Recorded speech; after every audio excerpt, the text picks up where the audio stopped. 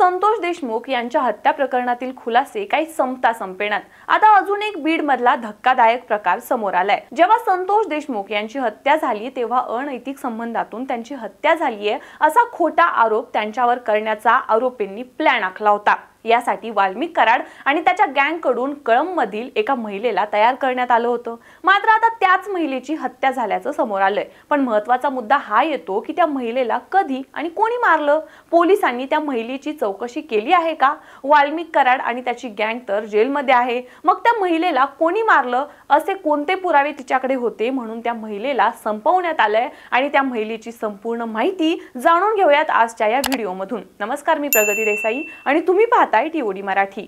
संतोष देशमुख यांची किती निर्घृणपणे हत्या झाली ते आपण सर्वांनीच पाहिलंय. या हत्येचे थरारक फोटो आणि व्हिडिओ समोर आल्यानंतर संपूर्ण महाराष्ट्रात हळहळ व्यक्त करण्यात आली होती. संतोष देशमुख यांच्या हत्येनंतर जे काही वाढत्या गुन्हेगारीचे फोटो, व्हिडिओ, ऑडिओ बाहेर येत आहेत त्यावरून राज्यभरात खळबळ पसरली आहे. जे काही सर्व आपण ॲक्शन मूव्हीज मध्ये पाहतो, म्हणजेच किडनॅपिंग असेल किंवा मग मारहाण असेल, मर्डर असेल किंवा सर्व ज्या गोष्टी आपण मूव्हीज मध्ये बघतो त्याच थरारक गोष्टी आपल्याला आपल्याच राज्यात वास्तविक जीवनात पाहायला मिळत आहेत. अशातच संतोष देशमुख हत्या प्रकरणात अजून एक धक्कादायक प्रकार उघडकीस आलाय.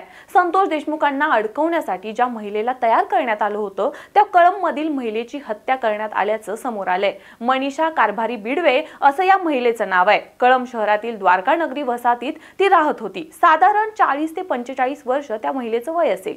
तिच्या राहत्या घरात सडलेल्या अवस्थेत या महिलेचा मृतदेह आढळून आल्याने सर्वत्र खळबळ उडाली. या महिलेच्या सापडलेल्या मृतदेहावरून तपास केला असता मिळालेल्या माहितीनुसार हा मृतदेह त्या घरात 5 ते 6 दिवसांपासून पडून होता. शेजाऱ्यांना दुर्गंधी येऊ लागल्याने त्याची त्यांनी माहिती पोलिसांना दिली. पोलिसांनी घटनास्थळी धाव घेऊन पाहणी केली असता त्यांना महिलेचा मृतदेह सडलेल्या अवस्थेत आढळला. यानंतर पोलिसांनी मृतदेह ताब्यात घेतला आणि तो पोस्टमार्टमसाठी पाठवला. यानंतर समोर आलेल्या अहवालानुसार या महिलेचा खून झाल्याचं निष्पन्न झाले. त्यामुळे संपूर्ण परिसरात पुन्हा भीतीचं वातावरण निर्माण झाले.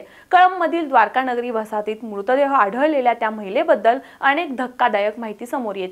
मनीषा कारभारी बिडवे असं या मृत महिलेचं नाव आहे. पण हीच महिला अनेक वेगवेगळ्या नावांनी वेगवेगळ्या ठिकाणी काम करत होती असं अंजली दमानिया यांनी सांगितलंय. बीड जिल्ह्यातील अंबाजोगाई तालुक्यातील पठाण मांडवा हे या महिलेचं जन्मगाव, तर बीड जिल्ह्यातील आडस हे महिलेचं माहेर.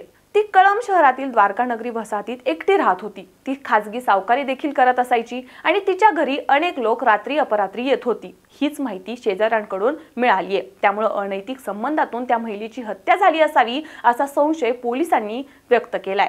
पोस्टमार्टमच्या रिपोर्टनुसार या महिलेच्या डोक्याला मार लागल्यानं तिचा मृत्यू झाल्याचं समोर आलंय. तिचा मृतदेह घरात होता आणि बाहेरून कुलूप लावलेलं होतं असंही पोलिसांनी म्हटलंय. एका वृत्तवाहिनीला मुलाखत देत असताना अंजली दमानिया यांनी म्हटलंय की संतोष देशमुख यांना अडकवण्यासाठी जी महिला तयार केली गेली होती, ज्या महिलेबद्दल सुरेश धस वारंवार बोलत होते, तीच मनीषा बिडवे नावाची महिला आहे. तिने अनेक अशा प्रकारे पुरुषांना अडकवलंय. तिने कशा प्रकारे कोणाकोणाला अडकवलंय त्याबद्दलचे सर्व पुरावे माझ्याकडे आहेत असं देखील अंजली दमानिया यांनी म्हटलंय. शिवाय हीच महिला आहे जिच्या सोबत वाल्मिक कराडने संतोष देशमुखांना अडकवण्याचा कट रचला होता आणि म्हणूनच काहीतरी मोठे पुरावे या महिलेकडे असतील ज्यामुळे वाल्मिक कराड आणि त्याचा कट किंवा तो या प्रकरणात अडकेल असे ठोस पुरावे या महिलेकडे असणार आहेत. म्हणूनच तिची हत्या झाली असावी असा संशय अंजली दमानिया यांनी व्यक्त केलाय. त्यानंतर धनंजय देशमुख यांनी देखील या प्रकरणात प्रतिक्रिया दिली आहे. मी वेळोवेळी सांगत आलोय केस स्टेशनमध्ये पहिल्या 8 दिवसाचा तपासाचे रीर इन्व्हेस्टिगेशन करावं.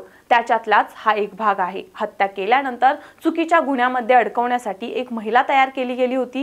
ही आरोपींनी तयार केलेली महिला होती. त्याच्या अगोदर या गोष्टीमुळे कित्येक जण बळी पडले असतील, मात्र पोलिसांनी त्याला गांभीर्याने घेतलं नाही. त्या महिलेचा कुणीतरी खून केल्याची माहिती आली आहे. याला कारणीभूत कोण आहे, आता याची जबाबदारी कोण घेईल याचा कुठलाही तपास पोलिसांनी केला नाही असं धनंजय देशमुख म्हणाले आहेत. यामधून कुठेतरी धनंजय देशमुख यांनी पोलिसांवर देखील निशाणा साधल्याचं समोर येतंय.